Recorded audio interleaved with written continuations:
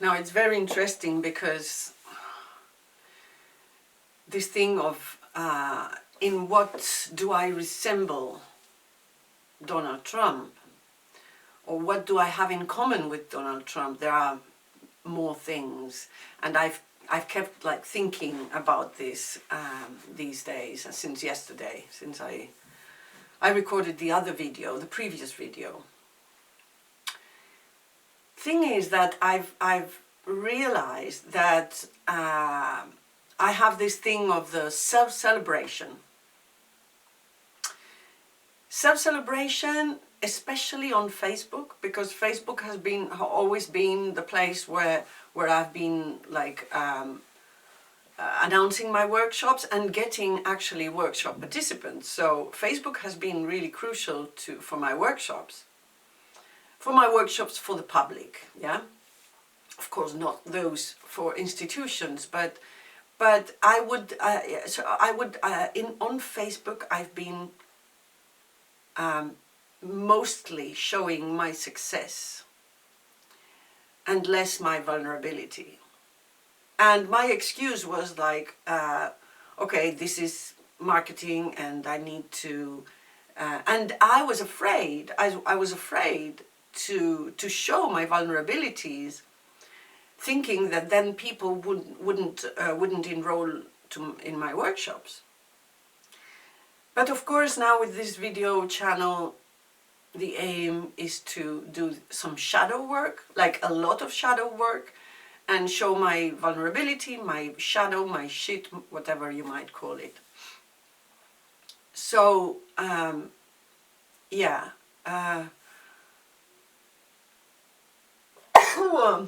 Some shit going out, yeah? So, self-celebration, yeah. I've also done that, not only for marketing purposes, but to raise my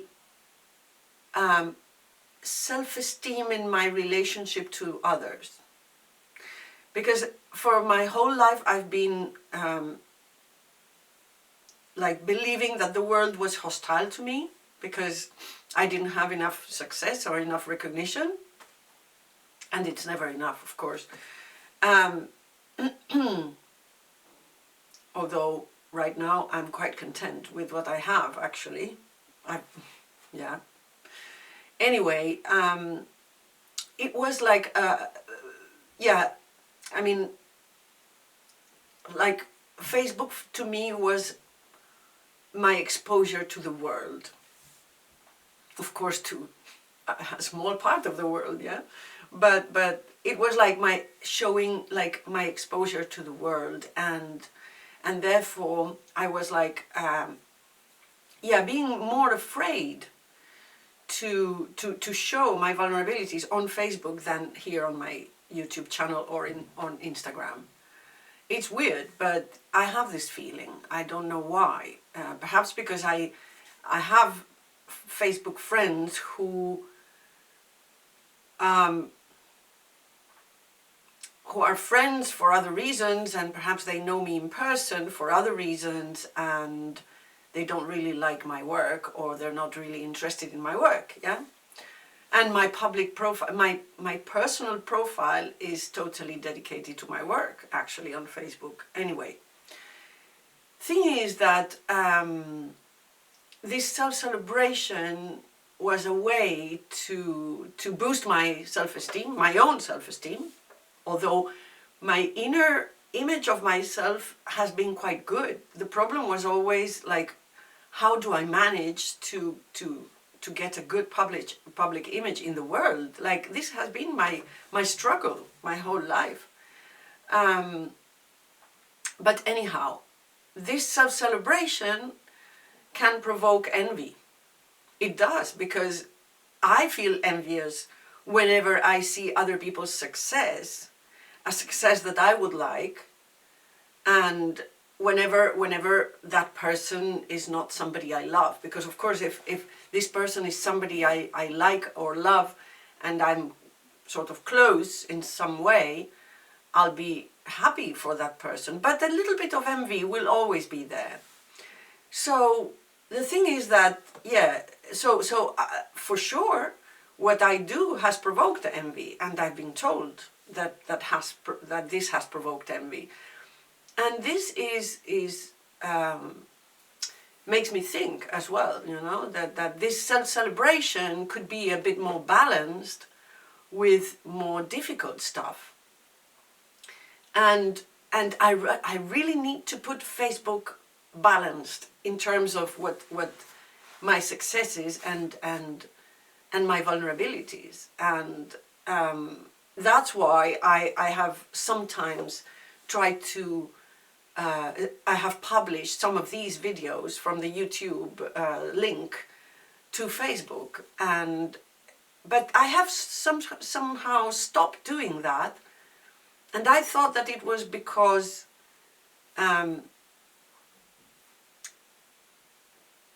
no, it's better not to bother people in my personal profile. No. It's because I'm afraid to show my vulnerability in that in my personal profile. But I want to do it, and I will continue to do it. So this self-celebration is tricky, and it's something that, okay, Donald Trump does that in a way. So whatever we do, like every extreme can be healthy if you don't stay in that extreme, yeah? So self-celebration can be okay, but then we need to be vulnerable and show our vulnerabilities in some other way. So my YouTube channel, in a way, is balancing the Facebook. But anyway, so in the case of Donald Trump, I think it's pathological, the fact that, because power and money are not authentic human needs. This we can see in Marshall Rosenberg's nonviolent communications lists of emotions and needs. If you don't know them, look them up. They are fantastic. It's a fantastic instrument to come close to just specify exactly what emotion are we feeling and how it is connected to our needs. Emotions are connected to needs, whether they are met or unmet needs, and an unmet need would provoke a painful emotion, yeah? Let's call it painful and not a negative, yeah? So power and money are not authentic human needs. They are substitutes. And evidently, Trump has dedicated his whole life to these two non-authentic substitutes for human needs, power and money. So I was saying in my other video that he's authentic, he's terribly authentic, or authentically terrible, yeah? So he's showing all his shit, and, well, not all, perhaps, and he's not doing that knowingly, perhaps, but I was saying in my other video that perhaps it's this authenticity that has conquered half, or almost half right now, American people. Anyhow,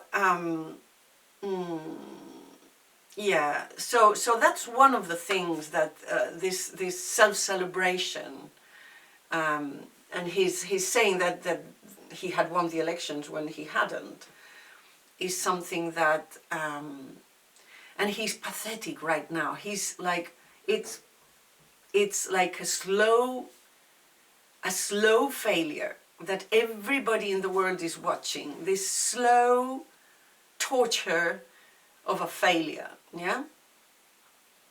And probably well deserved, yeah? Anyhow, another issue, another thing that is quite a taboo to reveal, in which I resemble Donald Trump.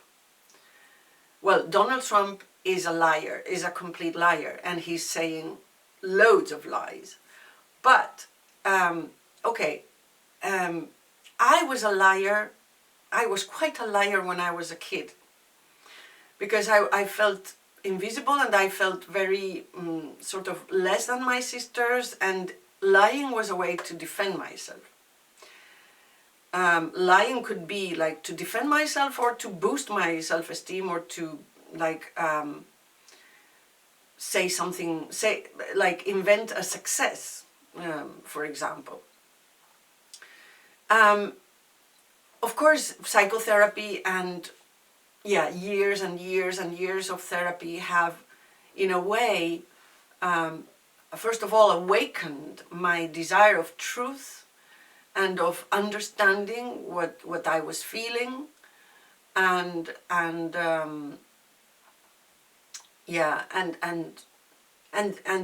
therefore lessened my need to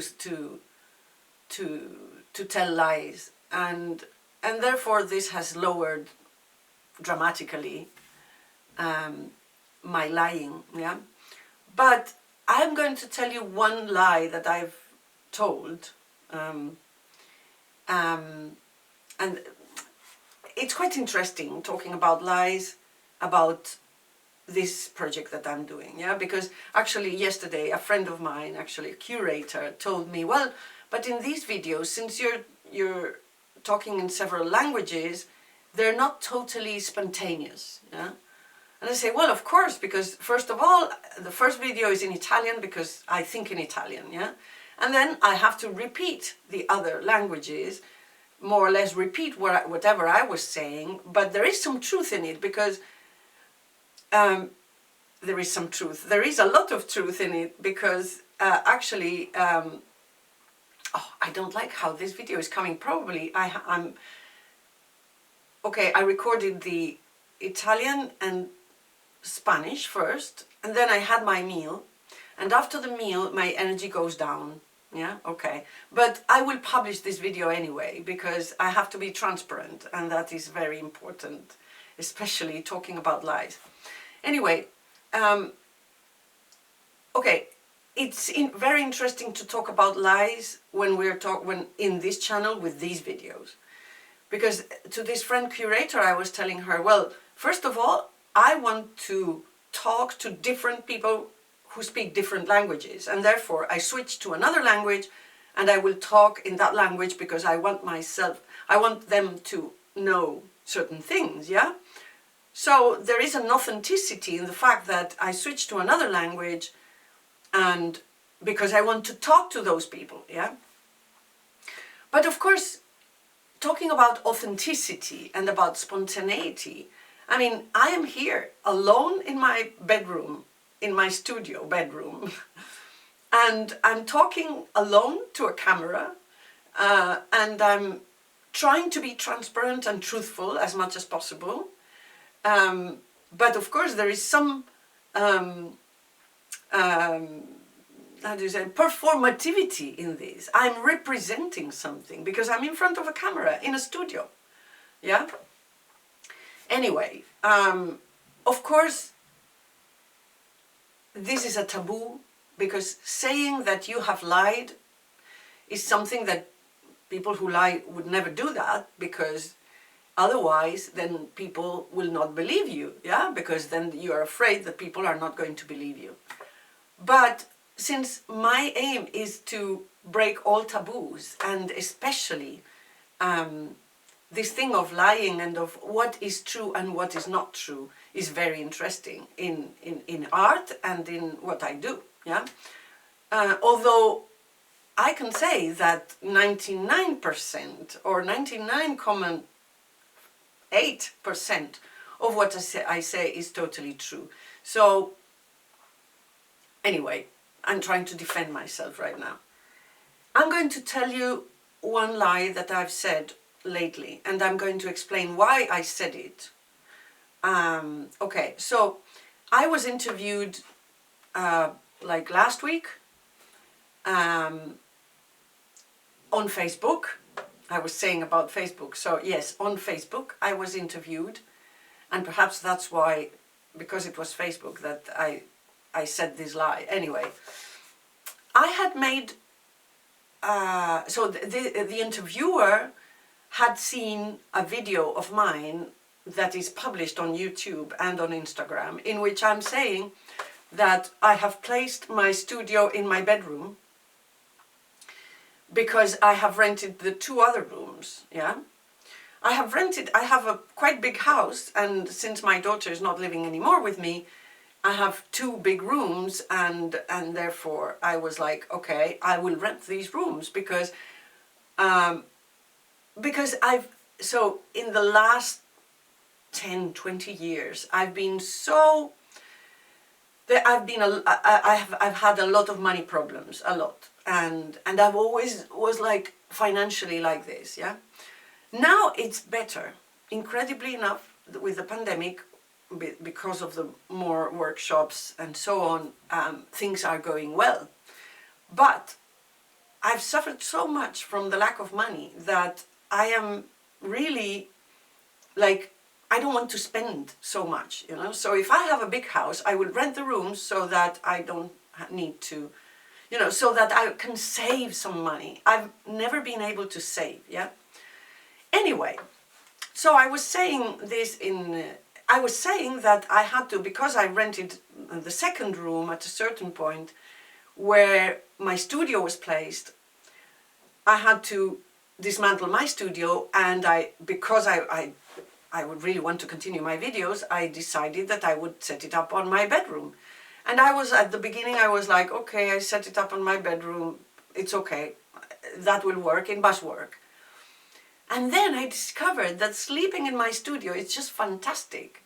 I just discovered that it was like putting my life and my work really, it's one only thing, and my work is my love and my only love, and therefore it's perfect, yeah. So the interviewer had seen this video, and because in the Facebook interview at a certain point I was saying, yeah, I'm here sitting on my bed, yeah, and surrounded by my studio because my studio is in my bed and so on, and it's fantastic. And she said, oh, I thought that it wasn't your choice. And I said, yes, it was my choice. It's my choice.